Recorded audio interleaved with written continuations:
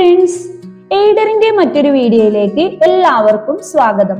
ഇന്ന് നമ്മൾ ഡിസ്കസ് ചെയ്യാൻ പോകുന്നത് 3rd സ്റ്റാൻഡേർഡിലെ EVSലെ ഫസ്റ്റ് യൂണിറ്റ് ആയിട്ടുള്ള ഗ്രീൻ എർത്തിലെ ഇമ്പോർട്ടന്റ് ആയിട്ടുള്ള ക്വസ്റ്റ്യൻസും അതിന്റെ ആൻസേഴ്സുമാണ്.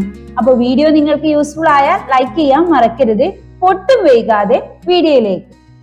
മക്കളെ, എക്സാമിന് ഉറപ്പായും വരാൻ സാധ്യതയുള്ള പാഠഭാഗങ്ങളാണ് നമ്മൾ ഡിസ്കസ് ചെയ്യാൻ പോകുന്നത്. അപ്പൊ വീഡിയോ സ്കിപ്പ് ചെയ്യാതെ മുഴുവനായിട്ടും കാണുക. First question, which are the parts of plants?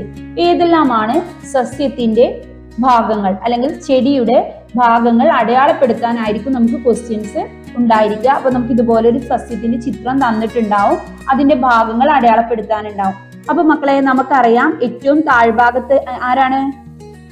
സസ്യത്തിന്റെ വേരുകളാണ് അല്ലെ. വേരുകൾക്ക് നമ്മൾ എന്താ പറയാ? റൂട്ട് എന്ന് പറയൂ അല്ലെ. ഓക്കെ, അപ്പൊ നമുക്ക് അത് സ്പെല്ലിംഗ് തെറ്റുകൂടാതെ എഴുതാനും വേണം, എക്സാമിന് അറിയാം. നമുക്കൊന്ന് എഴുതി നോക്കിയാലോ എങ്ങനെയാണ് എന്നുള്ളത്. Okay, then first letter root എന്ന് പറയുമ്പോൾ വേരുകൾക്ക് നമ്മൾ പറയാ റൂട്ട് എന്നാണ്. എങ്ങനെയാണ് നമ്മൾ എഴുതുക? ഫസ്റ്റ് റ് എന്നുള്ള സൗണ്ട് ആണ് വരേണ്ടത് അല്ലെ. അത് നമ്മൾ ആറിന് കൊടുത്തു. ഡബിൾ ഓ, റൂട്ട്. ഈ കാണുന്നതാണ് സസ്യത്തിന്റെ റൂട്ട് എന്ന് പറയുന്നത്. സസ്യത്തിന്റെ വേരുകൾക്ക് നമ്മൾ എന്താ പറയാ? റൂട്ട്. സസ്യത്തിന്റെ തണ്ട് എന്താ മക്കളെ? സസ്യത്തിന്റെ തണ്ടിന് നമ്മൾ പറയാ സ്റ്റെം. എന്താ പറയാ? സ്റ്റെം. എങ്ങനെ നമുക്കത് എഴുതാന്ന് നോക്കാം അല്ലെ. ഇതാണ് സസ്യത്തിന്റെ തണ്ട് അല്ലെ. അതിനെ നമ്മൾ സ്റ്റെം എന്ന് വിളിക്കും. എങ്ങനെ എഴുതാ? st എന്ന് പറഞ്ഞാല് സ്റ്റ്. then ഈയുടെ സൗണ്ട് എ, സ്റ്റേ. സ്റ്റെം. സ്റ്റെം എന്ന് പറഞ്ഞാല് തണ്ട്. ക്ലിയർ ആയോ? അപ്പൊ രണ്ടാമത്തെ പാർട്ട്, സസ്യത്തിന്റെ രണ്ടാമത്തെ പാർട്ട് സ്റ്റെം. then മൂന്നാമത്തെ സസ്യത്തിന് ഇലകളില്ലേ? ഇലകൾക്ക് എന്താ നമ്മൾ പറയാ ഇംഗ്ലീഷില്? ലീഫ് എന്ന് പറയൂ അല്ലെ. എങ്ങനെയാ നമ്മൾ എഴുതാ? ലീഫ് എങ്ങനെയാ എഴുതാ? then ഇയും എയും ആണ് കൊടുക്കുന്നത്. ഈ എന്ന് പറയാന്, ഈക്കും ഏക്കും കൂടെ എന്താണ് സൗണ്ട്? ഈന്ന്. അപ്പൊ ലീഫ്. സ്പെല്ലിംഗ് എങ്ങനെയാ വരിക? LEAF, leaf. ക്ലിയർ ആയോ? സസ്യങ്ങൾക്ക് പൂക്കൾ ഉണ്ടാവില്ലേ? ഓരോ ചെടിക്കും പൂക്കൾ ഉണ്ടാവില്ലേ? അത് സസ്യത്തിന്റെ ഒരു ഭാഗമാണ് അല്ലെ. അപ്പൊ പൂക്കൾക്ക് എന്താ നമ്മൾ ഇംഗ്ലീഷിൽ പറയാ? ഫ്ലവർ. എന്താ പറയാ? ഫ്ലവർ. എങ്ങനെയാ നമ്മൾ എഴുതുക? ഫ്ലവർ. FLOWER,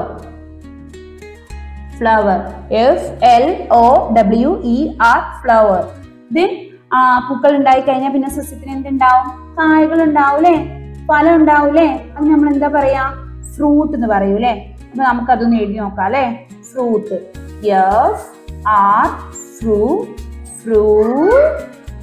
fruit. FRUIT എന്ന് പറഞ്ഞാല് ഫ്രൂട്ട്. അപ്പൊ നമ്മുടെ പ്ലാന്റ്സിന്, സസ്യങ്ങളുടെ ഭാഗങ്ങൾ അടയാളപ്പെടുത്താൻ പറഞ്ഞാൽ എല്ലാവർക്കും കഴിയൂലേ? Next question, plants are 3 types, which are they? സസ്യങ്ങളെ 3ആയിട്ട് തരംതിരിച്ചിരിക്കുന്നു. അവ ഏതെല്ലാം? ആൻസർ, ഹെർബ്സ്, സ്hrubs ആൻഡ് ട്രീസ്. ഔഷധ സസ്യങ്ങൾ, കുറ്റിച്ചെടികൾ, മരങ്ങൾ. ഇങ്ങനെ 3ആയിട്ടാണ് സസ്യങ്ങളെ തരംതിരിച്ചിരിക്കുന്നത്.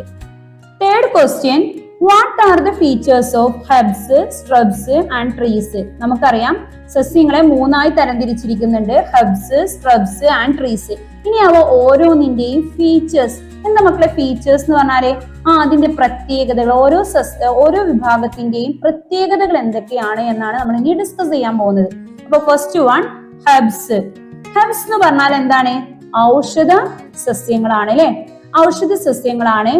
അപ്പം അതിന്റെ ഒരു പ്രത്യേകത, സ്മാൾ ഇൻ സൈസ്. അതിന്റെ സൈസ് എന്തായിരിക്കും? വളരെ ചെറുതായിരിക്കും.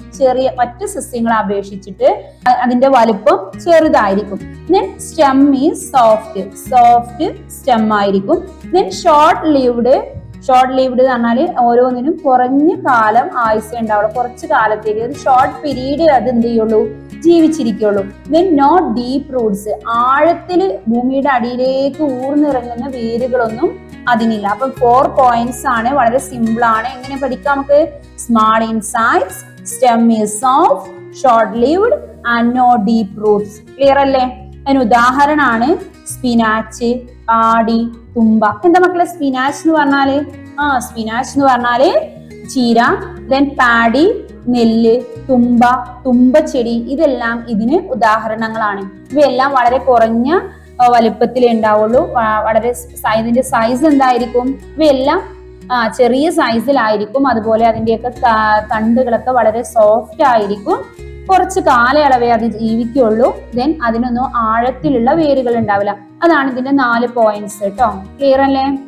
രണ്ടാമത്തെ കാറ്റഗറിയാണ് സ്ട്രബ്സ് അഥവാ കുറ്റിച്ചെടികൾ. അതിന്റെ features: medium sized, long life span, hard stem and short plant.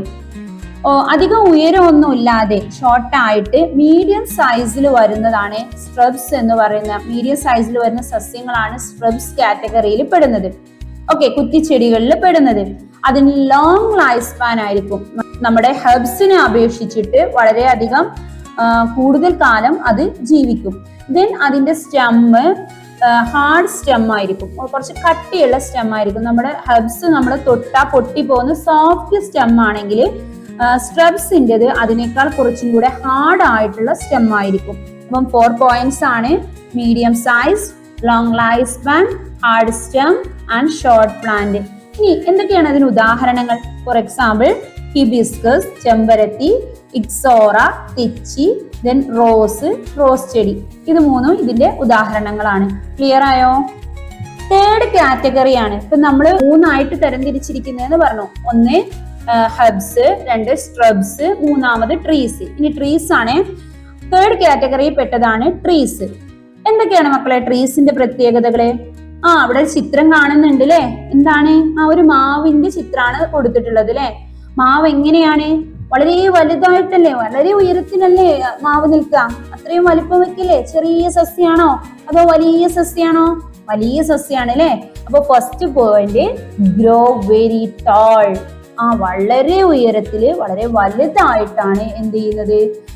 ഇത്തരത്തിലുള്ള ട്രീസ്, മരങ്ങൾ എന്ന് പറയുന്ന കാറ്റഗറിയിൽ പെട്ടുന്ന സസ്യങ്ങൾ ഉൾപ്പെടുന്നത്. Okay.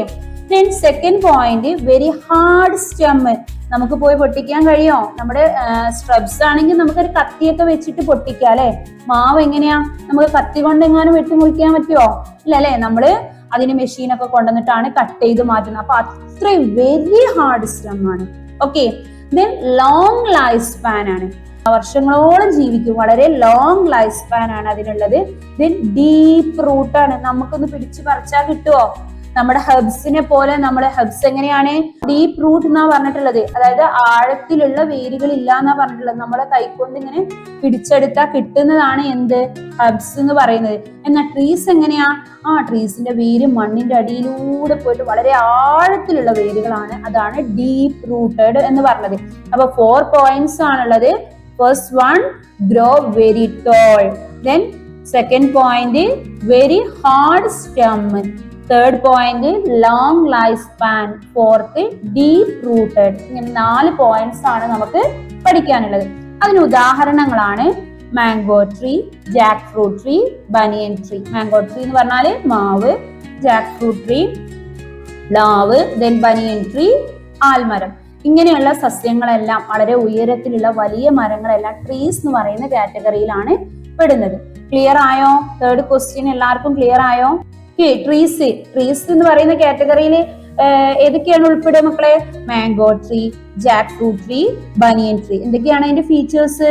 Grow very tall, very hard stem, long life span, deep rooted. Clear അല്ലേ? മൂന്നാമത്തെ ക്വസ്റ്റ്യൻ എല്ലാവർക്കും ക്ലിയർ അല്ലേ? Next question, what are the features of vine plants? എന്തെല്ലാമാണ് വള്ളിച്ചെടികളുടെ പ്രത്യേകതകൾ? അപ്പൊ മക്കളെ ഇവിടെ താഴെ കാണുന്നില്ലേ ഒരു പംകിന്റെ ചെടിയെ കാണുന്നില്ലേ? മത്തന് ഇങ്ങനെ പടർന്നു കിടക്കുന്നുണ്ട് അല്ലെ? ഓക്കെ. അപ്പൊ ഇതിന്റെ പ്രത്യേകതകൾ എന്തൊക്കെയാണെന്നാണ് നമ്മൾ ഇനി പഠിക്കാൻ പോകുന്നത്. First point, spread like a creeper. വള്ളിച്ചെടിയായി പടർന്നിട്ടാണ് ഉണ്ടാകുന്നത്. ഫസ്റ്റ് വൺ, സ്പ്രെഡ്, വ്യാപിക്കുന്നു, ലൈക്ക് എ ക്രീപ്പർ, വള്ളിച്ചെടിയായിട്ട്. Then cannot stand up alone. എങ്ങനെ പറഞ്ഞാൽ എന്താണ്? അതിന് ഒറ്റയ്ക്ക് നിൽക്കാൻ കഴിയില്ല. കാനോട്ട് സ്റ്റാൻഡ് അപ്പ്, അതിന് നിൽക്കാൻ കഴിയില്ല. എലോൺ, ഒറ്റയ്ക്ക്. അതായത് എന്തെങ്കിലും ഒരു സപ്പോർട്ട് ഇല്ലാതെ അതിന് നേരെ ഇങ്ങനെ നിവർന്ന് നിൽക്കാൻ പറ്റില്ല. വള്ളിയായിട്ട് പടർന്നാണ് കിടക്കുന്നത്. ദെൻ വീക്ക് റൂട്ട്സ്, വളരെ ദുർബലമായ വേരുകളാണ്. പെട്ടെന്ന് പൊട്ടിപ്പോകുന്ന ആഴത്തിൽ പോവാത്ത ദുർബലമായ വേരുകളാണ് അതിനുള്ളത്. നോ ഡീപ് റൂട്ട്സ്, അടുത്ത പോയിന്റും അത് തന്നെയാണ്. ആഴത്തിലുള്ള വേരുകളില്ല, ഭൂമിയുടെ അടിയിലേക്ക് ആഴ്ന്നിറങ്ങുന്ന വേരുകളില്ല. അപ്പൊ 4 പോയിന്റ്സ് ആണുള്ളത്. First one, spread like a creeper. Spread like a creeper, cannot stand up alone, ഒറ്റയ്ക്ക് നിൽക്കാൻ കഴിയില്ല. then weak roots, അതിന് ദുർബലമായ വേരുകളാണുള്ളത്. no deep roots, ആഴത്തിലുള്ള വേരുകളില്ല. അപ്പൊ എന്തൊക്കെയാണ് അതിന്റെ ഉദാഹരണങ്ങള്? പംകിൻ, മത്തൻ കണ്ടിട്ടില്ലേ മക്കളെ? മത്തൻ കണ്ടിട്ടില്ലേ? അതിങ്ങനെ പടർന്നാണ് നിൽക്കുക അല്ലെ, എന്തിന്റെയും സപ്പോർട്ടോട് കൂടിയിട്ട് പടർന്നാണ് കിടക്കുക.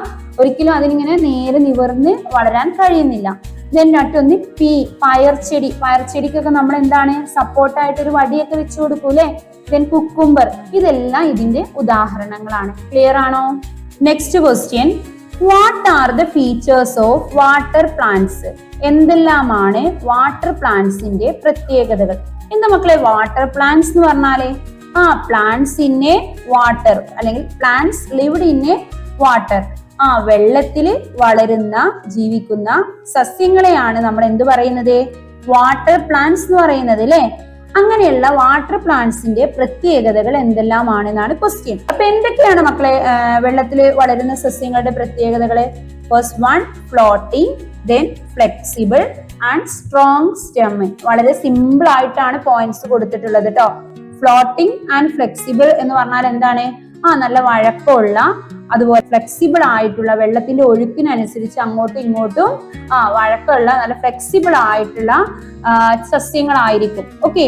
ദെൻ മൂന്നാമത് സ്ട്രോങ് സ്റ്റെം. ഇങ്ങനെ സസ്യങ്ങളുടെ പ്രത്യേകത എന്ന് പറഞ്ഞാൽ ഇതിന്റെ സ്റ്റെം വളരെ സ്ട്രോങ് ആയിരിക്കും. വെള്ളത്തിന്റെ ഫോഴ്സിനനുസരിച്ച് ഒന്നും പൊട്ടിപ്പോവാത്ത നല്ല സ്ട്രോങ് ആയിട്ടുള്ള സ്റ്റെമ്മുകളായിരിക്കും ഇതിനുണ്ടായിരിക്കാം. അപ്പൊ 3 പോയിന്റ്സ് ആണുള്ളത്. Floating, flexible and strong stem.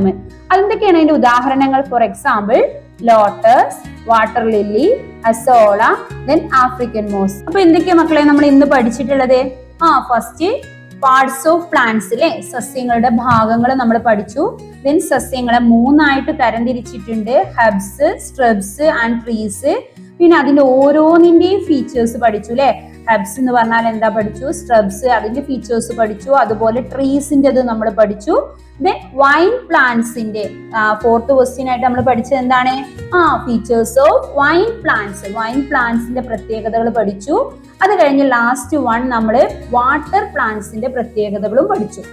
Okay. അപ്പൊ നമുക്ക് ഇതിന്റെ ബാക്കി ഭാഗം നമ്മൾ നെക്സ്റ്റ് വീഡിയോ ആയിട്ട് ചെയ്യുന്നതാണ്. അപ്പൊ നിങ്ങൾക്ക് വീഡിയോ യൂസ്ഫുൾ ആയാൽ തീർച്ചയായിട്ടും കമന്റ് ചെയ്യുക, ലൈക്ക് ചെയ്യുക, ഷെയർ ചെയ്യുക, സബ്സ്ക്രൈബ് ചെയ്യാൻ മറക്കരുത്.